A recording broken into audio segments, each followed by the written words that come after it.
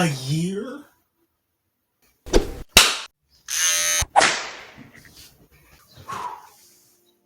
Wow, it has been some time since my last video.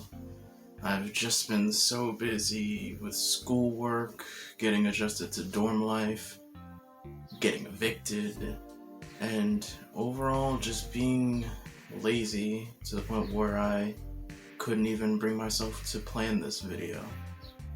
But while I have been away, I have been trying to take more time to think about my own mental well-being and how society handles mental health in general, especially in media. And me, being the superhero nerd I am, journeyed to look into how superhero media has handled the topic of mental health over the past couple years. And the first place my journey took me is to Marvel in 1979. One of the most famous and well-regarded comic storylines to tackle the struggle of deteriorating mental health and dependency was none other than Iron Man's Demon in a Bottle. This 9-issue story serves as a reevaluation of Tony Stark as a character. His successes, his shortcomings, his origins, and eventually, his redemption. The story starts out with Stark worrying about the future of his company, having realized Nick Fury and S.H.I.E.L.D. are attempting to buy out his company from under him. While not too heavily focused on initially, his first course of remedy for his stress is not just a martini, but 3 of them, with more on the way. Now, after getting wrapped up in a mini-adventure with Marvel's resident asshole Namor and stopping a multi-million-dollar corporation from encroaching on an old man's livelihood for capitalist gains, Tony begins to reflect on his origins. We get a retelling of Tony Stark's origin story, which takes up an entire comic and really only serves as a reminder to the audience on who Tony Stark is as a character, a glimpse at where he has risen from to get a better understanding of how far he will fall. Once we come back from this retelling, we enter into issue number 4, with Stark running into some technical difficulties and having to deal with Roxxon and S.H.I.E.L.D. on his back. Stark being Stark, he grabs the nearest redhead and goes to the casino for a night of drinks and chants to ease his mind. While there, he runs into 3 villains hired by an unknown entity to attack Tony Stark. After dealing with them, Stark now has to deal with protecting a foreign diplomat under his identity of Iron Man, the bodyguard. And during this mission, without Stark's control, his repulsor goes off, killing the diplomat. This ruins Iron Man's reputation and forces Stark to relinquish the suit to the government until he can solve the case on who is actually behind the murder. During this time, Stark's mental and physical health declines, becoming disheveled and more violent, naturally finding solace in alcohol. With no suit and no formal training, Stark resorts to asking Captain America to teach him hand-to-hand combat. He then proceeds to reach out to Scott Lang to gather info on who might be behind the murder. After tracking down the orchestrator of Stark's recent decline, both he and Rhodey are ambushed and kidnapped. Now at the mercy of the man behind the curtain, Justin Hammer, Tony is forced to MacGyver his way out of his enemy's compound. Now that may sound familiar, but we'll get back to that. Long story short, Iron Man saves the day and clears his name, but even then, he is still not cleared in the public eye. To cope with this, he drunkenly schedules a date with his assistant, only to get the address wrong. Thinking he's been stood up, Tony decides to have a drunken fling with a random woman in the computer room of Avengers Mansion. During this, he berates the Avengers butler, Jarvis, leading to him resigning the next morning. Jarvis, having 2 shares of Stark International, was the one thing keeping Fury from usurping Tony's prized company. This puts Tony over the edge and face to face with the demon in the bottle. In issue number 9, we see Tony reeling from the consequences of the last 8 issues. He brashly decides to rely on alcohol to clear his mind and throw out the identity of Tony Stark. He then sets out in his armor, drunk as a skunk, assisting to help with a derailed train, only to make things worse. At his wit's end, Stark has nowhere to turn to but his bottle of scotch. But before he could take that drink, he is stopped by Bethany, the assistant from before. At first, he rebuffs her attempt at help. That is, until she tells the story of her husband, who battled with and was tragically lost to addiction. Although he apologizes for her loss, she responds that she isn't the one that he should be sorry for. He is. This is Tony's first step on the long path that is recovery. He makes his way over to Jarvis to apologize, and even if Jarvis has forgiven him, it is too late for Stark Industries, as he sold his 2 shares to pay for medical bills.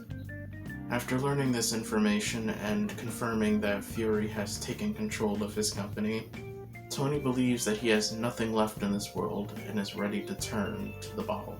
Seeing the distress he's putting Bethany and Jarvis through, he makes his final decision and puts the cap back on the bottle, choosing his friends over the drink and making his final step in recovery. This is often seen as the quintessential Iron Man story that every fan should know. It shows Tony's greatest battle being one fought from within rather than some external villain. You would think, with Iron Man being at the forefront of superhero cinema, we would get a solid adaptation of this iconic and emotional story. Well, you'd be wrong. With the first entry of the Iron Man trilogy, we get the reckless playboy persona of Tony Stark, complete with alcohol, women, and parties, with the only thing that really ever gets touched upon on a deeper level being the recklessness. We do, however, get hints at his alcoholism in Iron Man 2, which culminates in his birthday party throwdown with his best friend, Rhodey.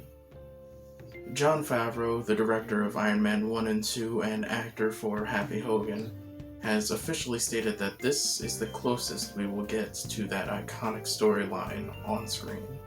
This isn't the end of the topic of mental health in the story of Tony Stark, however. With Iron Man 3 being the first film to follow up the MCU's first big team-up adventure, we are shown the more personal repercussions of those very same adventures. In the first Avengers film, in the final act, Tony carries a nuclear warhead intent on destroying New York to eradicate Thanos' forces through the massive wormhole in the sky. This was Tony's first time playing the sacrificial role, being the man to lay down on the wire. You're not the guy to make the sacrifice play, to lay down on a wire and let the other guy crawl over you. Once he realized he couldn't just simply cut the wire. At this moment, Tony fully believed that this was the end, that he really was going to die, as he desperately tries to call Pepper to wish her a final goodbye. But knowing how profitable Iron Man is and the plethora of Avenger stories that they could do with him, even if he wasn't involved with them in the first place, the Marvel powers that be decided to spare his life and allow him to fall through the wormhole just in time. While he is initially jovial in behavior, please tell me nobody kissed me. You ever tried shawarma? There's a shawarma joint about 2 blocks from here. I don't know what it is, but I want to try it. Even going to get shawarma with his newfound superhero squad in that oh-so-famous post-credit scene. That soon subsides to reveal a more troubled man beneath the armor. We see that Stark is having trouble adjusting to his life after the incident. When going out to lunch with his best friend Rhodey, Tony is joking around as he usually does. However, he's jittery, constantly looking around, surveilling his surroundings, and insisting on helping fight the Mandarin. The Mandarin. Seriously, can we talk about this guy? Rhodey recognizes this and shifts the conversation to his friend's well-being. So last time you got a good night's sleep? Einstein slept 3 hours a year. Look what he did. People are concerned about you, Tony. I'm concerned about you. This conversation is cut short by some children hoping to get an autograph on their photo of their favorite Iron hero saving New York. Fine. You all right with this? Yeah. Dick? Fine with me. What's your name? Aaron. I loved you in A Christmas Story, by the way. This is the tipping point that puts Tony over the edge. Stopping the Mandarin is priority, but It's not superhero business. No, it's not, Get quite it. frankly. It's Get it. American business. That's why I said got it. Okay? This image doesn't remind Tony of the incident. Tony clearly hasn't forgotten in the slightest, as evidenced by his inability to sleep at night. Rather, the image elicits the fear and panic of the incident, and rather than using the memory of the incident as motivation to build more suits and better defensive measures, he is instead trapped in this restaurant with nothing but the overwhelming feeling of dread. It isn't until the kid asks, "How did he get out of the wormhole?" that Tony reaches his limit. Unable to breathe, he rushes to his suit, his source of protection, that he is finally able to breathe. Tony just had his first anxiety attack. He is at first confused, believing that he must have been poisoned or suffering some sort of physical anomaly. Check the heart, check the, is it the brain? No sign of cardiac anomaly or unusual brain activity. Okay, so it's poison? My diagnosis is that you've experienced a severe anxiety attack. Me? Stark is unable to believe that this was caused by emotional distress. This is because he has been able to fend off these attacks by staying within his safe space and using coping mechanisms such as burying himself in his work and building suit after suit for any and every possible scenario. This is because, to Stark, these suits are the only place where he can feel safe from any possible threat, and that the trauma brought on from the Battle of New York can only harm him as Tony Stark, but not him as Iron Man. This is the overall theme of Iron Man 3, Tony's PTSD driving him to be over-reliant on his suit and neglecting his now vulnerable identity as Tony Stark, only to be forced to survive without it. We see Tony having to fend off against wannabe lava girls and boys using just his wits, while also being reminded of his trauma by this little tag-along kid, constantly giving him triggers through his hero worship. As Tony spends time charging his suit, preparing to use it in his rescue of Pepper Potts, he is notified by Tagalong Kid that his suit won't be sufficiently charged for his attempted rescue. This causes Tony to suffer another anxiety attack, realizing he won't have his precious protective persona of Iron Man to keep him safe. He panics, knowing he will have to face off against the Mandarin as Tony Stark instead, causing him to begin hyperventilating. Not understanding what to do, stuck alone again with just his overwhelming feeling of dread. This time, instead of the kid in his ear triggering him, he instead comforts him, telling him to "Just breathe. Really, just breathe." He goes on to further remind him who he is, who Tony Stark is, a mechanic, an inventor, that Genius, billionaire, playboy, philanthropist. he always bragged about. This realization pulls Stark out of his panic attack and motivates him to do what he has always done before he even had his first Iron Man suit. And Just build something. this is where we get the infiltration scene, where Stark effortlessly takes down a swath of guards like he just got done playing Spider-Man PS4. This is the scene I was alluding to that bears resemblance to the Demon in the Bottle storyline, where Tony MacGyvers his way through his enemy's base using just his ingenuity. This is sadly the last remnants we see of Demon in the Bottle on the big screen, and really Tony's PTSD until Wanda jumpstarts it back into high gear in Age of Ultron. The film felt like it was on the right track of tackling the topic of superheroes and how their death-defying adventures can take a toll on their psyche, and more importantly, how to deal with and overcome the trauma.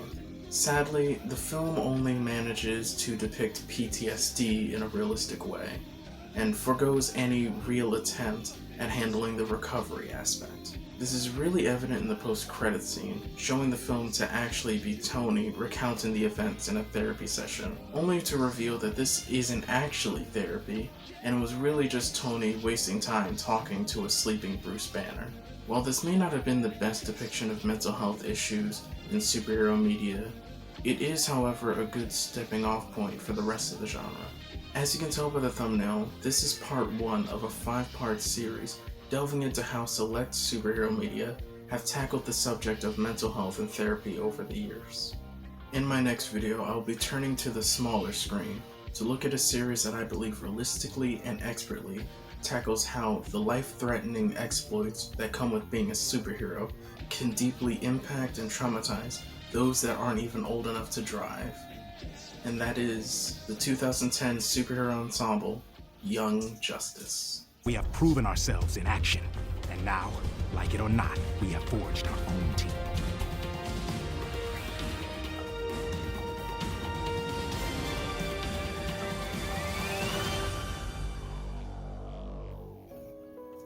Thank you all for watching, and if you liked the video, give it a like. If not, don't. Nobody's forcing you. If you have any suggestions for future videos or things that I could add into future installments, please comment them below, and I will see you all next time.